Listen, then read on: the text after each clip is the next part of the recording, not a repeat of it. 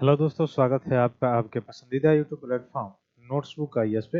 दोस्तों, आज हम लोग बात करेंगे कि थाईलैंड और कंबोडिया के बीच में जो युद्ध चल रहा था साउथ ईस्ट एशिया में, जिस मंदिर को लेकर युद्ध शुरू हुआ था, वह फाइनली जो है उसमें सीज फायर हो चुका है। दोनों के बीच एग्रीमेंट हो चुका है ना। यहाँ पर भी फिर ट्रम्प जी टपक चुके हैं। जैसे भारत और पाकिस्तान युद्ध में या अन्य जो पश्चिमी देशों में इजराइल और ईरान में हो रहा था उसमें जैसे टपके थे, वैसे यहाँ पर भी उनका दावा है कि मैंने सीज फायर जो है करवा दिया। तो फाइनली जो है सीज फायर हुआ है। आखिर क्या मामला है, किस कारण से थाईलैंड और कंबोडिया में यह मुख्य रूप से जो है आप देख सकते हैं ये झड़प शुरू हुई। आखिर क्या कारण ही था इसका, इस सभी जानकारी हम लोग बेसिक से कवर करेंगे कि कौन कौन ऐसा पॉइंट है। आखिर इन मंदिर को लेके क्यों या आपस में जो है झगड़ा होता रहता है बार बार कंबोडिया और थाईलैंड के बीच में। और थाईलैंड और कंबोडिया भारत के लिए भी बहुत जो है इम्पोर्टेंट रीजन है, साथ साथ अमेरिका के लिए तो है ही, क्योंकि जो साउथ ईस्ट चाइना है उसमें अगर आप देखेंगे तो उसमें भी इसका मुख्य रूप से दबदबा है। तो मुख्य रूप से आसियान जो देश हैं उसमें ये साउथ ईस्ट जो कंट्री है उसमें पड़ता है ना। तो आइए हम लोग बेसिक से देखते हैं। ये तो आपको पता चल गया कि हाँ एग्रीमेंट हो चुका है सीज फायर के लिए, यानी युद्ध विराम हो चुका है। लेकिन युद्ध विराम से पहले यहाँ पे जो शुरू हुई थी, जो युद्ध शुरू हुआ था, जिसको लेके वहाँ पे बहुत सारी चीजें नागरिकों से लेके जो सैनिकों का दोनों देशों के लिए, क्योंकि युद्ध का मतलब ये नहीं होता है कि किसी एक देश के लिए, हालांकि दोनों देशों के लिए यहाँ नुकसान होता है। तो हो सकता है किसी को प्रतिशतता में कम हुआ हो, किसी को ज्यादा होता, लेकिन होता तो दोनों पक्ष को है ना। यानी दोनों पक्षों की अर्थव्यवस्था भी क्या होती है, प्रभावित होती है। तो ये सभी जो है पॉइंट हम लोग मुख्य रूप से पॉइंट जो है क्लियर करेंगे। तो जल्द से जल्द जुड़िए, अपने अपने ग्रुप में शेयर कीजिए ताकि हम लोग अपने मेन पॉइंट पे चले। तो थाईलैंड और कंबोडिया के बीच जो है मलेशिया में शांति वार्ता जो है यह मुख्य रूप से शुरू हो गया है, यानी सीज फायर पर एग्रीमेंट तो हो चुका है। ठीक है, अब आखिर बात क्या है, यह कौन ऐसा मंदिर है, तो दो शिव मंदिर हैं। इन दोनों शिव मंदिरों पे क्या है, विवाद है। अब यह दोनों के दोनों जो है आप देख सकते हैं कि यूनेस्को के वर्ल्ड हेरिटेज साइट के रूप में भी यह मुख्य रूप से सूचीबद्ध है। तो थाईलैंड और कंबोडिया का अगर इतिहास हम लोग जानने का प्रयास करें तो यह खमेर साम्राज्य जो है कंबोडिया और सियाम साम्राज्य जो है थाईलैंड, इसके बीच जो टकराव से जुड़ा रहा है हमेशा से।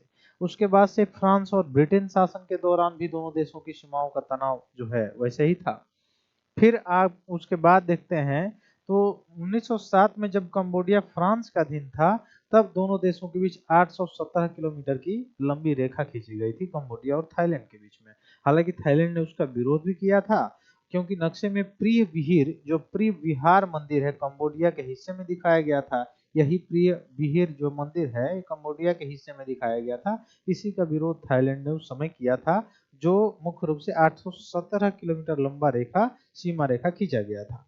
अब बात क्या होता है कि तामुयन धाम मंदिर, ये दोनों शिव मंदिर हैं। देखिए, एक है प्रिय विहीर मंदिर जो साफ साफ नक्शे में आप देख पा रहे होंगे कंबोडिया में दिखाया गया है। दूसरा है इसी से 150 किलोमीटर दूर कंबोडिया थाईलैंड के बॉर्डर के पास है यह मंदिर, जिसका नाम है तामुयन धाम मंदिर। ठीक ना, क्या नाम है, तामुयन धाम मंदिर। तो आप याद रखिएगा, प्रिय विहियर मंदिर और तामुयन धाम मंदिर, जो दोनों मंदिरों को लेकर विवाद शुरू हुआ था थाईलैंड और कंबोडिया के बीच में। तो तामुयन धाम मंदिर जो है यह दोनों देशों की सीमा के उस हिस्से में आता है जो अभी तक ठीक से मतलब तय नहीं हो पाया है कि यह सीमा किस में है ना। यानी वहां की सीमा क्लियर है नहीं, वहां पे बॉर्डर क्लियर नहीं है। यही वजह है कि इन दोनों देश जो है हमेशा बारी बारी से दावा पेश करते रहते हैं कि यह जो तामुयन धाम मंदिर है, जो मात्र 150 किलोमीटर दूर है प्रीवियर मंदिर से, यह दोनों देश क्या करते हैं, इस पे दावा करते हैं। ठीक ना।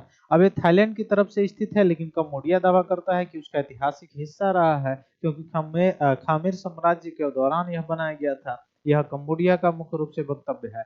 और थाईलैंड कहता है कि नहीं, हमारे तरफ है, इसका मतलब ये हमारा इस पे अधिकार है।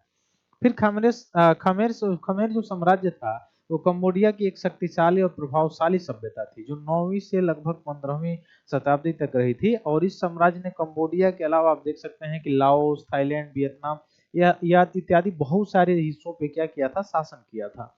वही थाईलैंड का दावा है कि मंदिर तो कंबोडिया का हो सकता है, लेकिन उसके चारों ओर की जो जमीन है वो जमीन पर हक किसका है, या थाईलैंड का है ना।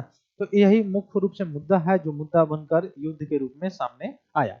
दोनों देशों की सेनाएं इस मंदिर के आसपास नियमित रूप से गश्त करती रहती हैं। जैसे यहाँ अक्सर झड़पें जो है वह होती रहती हैं। जैसे भारत और चाइना के बीच में जो एलओसी वाला पार्ट है उसके बाद अगर जाएंगे तो आप सीमा निर्धारित नहीं है, तो वहां पर आप देख सकते हैं जैसे गलवान घाटी वाला जो इंसिडेंट आपको देखने को मिला। तो ये सारी चीजें जो है बॉर्डर जो है क्लियर न होने के कारण, और इवन आप देख सकते हैं जहाँ पे ब्रिटिशर्स, जहाँ पे फ्रांसीसी औपनिवेश के रूप में रहे हैं वहां पर बॉर्डर क्लियर किए ही नहीं।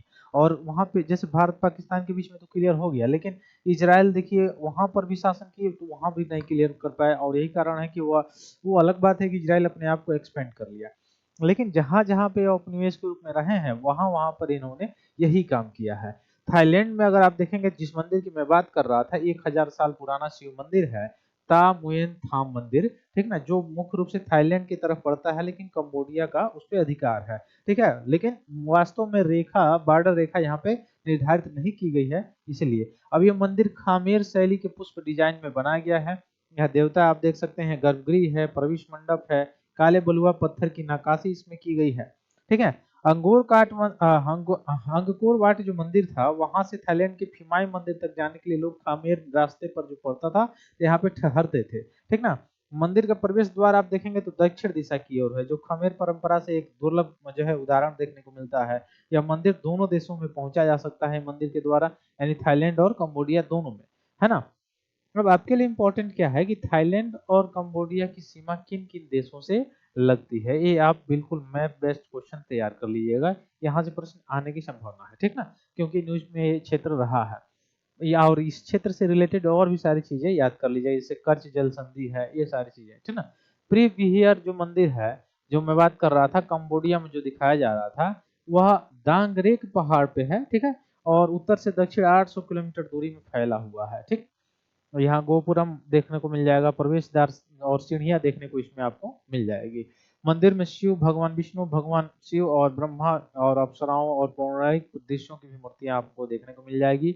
नंदी पर बैठे शिव की नक्काशी भी देखने को मिल जाएगी, गरुड़ पर सवार विष्णु की नक्काशी भी आपको देखने को यहाँ पे मिल जाएगी, है ना। तो मलेशिया की राजधानी कुआलालंपुर है, और मुख्य रूप से आप कह सकते हैं कि वहीं पे 28 जुलाई को थाईलैंड और कंबोडिया के नेताओं के बीच शांति वार्ता होनी थी, जो कि संपन्न हुई है।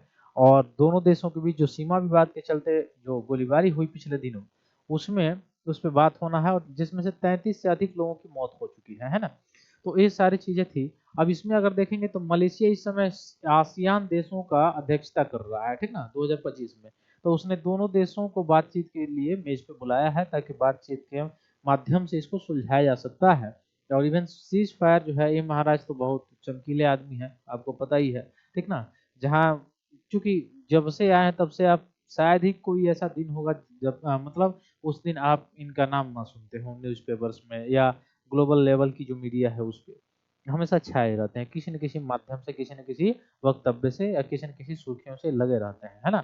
और यही थाईलैंड के मुख्य रूप से ये कंबोडिया के प्रधानमंत्री हैं, ये मुख्य रूप से ये कह रहे हैं ताकि ये सारी चीजें हैं रुकवाया जा सके, ठीक ना। तो ये सारी जानकारी थी, आप समझ चुके होंगे कि क्या क्या चीजें थी, ठीक ना। तो टाइमलाइन जो है 28 मई से शुरू हुआ, 5 जून 7 जून होते होते यह मुख्य रूप से 21 जून को और एग्रेसिव हो गया, 16 जून 23 जून आते आते, है ना। तो ये काफी समय से चल रहा था, ये सारी चीजें फाइनली सीज फायर हो चुकी है ना। तो इससे रिलेटेड जितना भी मैप बेस्ड क्वेश्चन है उसको जरूर तैयार कर लीजिएगा, खासकर साउथ ईस्ट एशिया और पश्चिमी एशिया का, क्योंकि बहुत ज्यादा सारी चीजें इसमें इस वर्ष रही हैं कुछ ना कुछ, ठीक ना।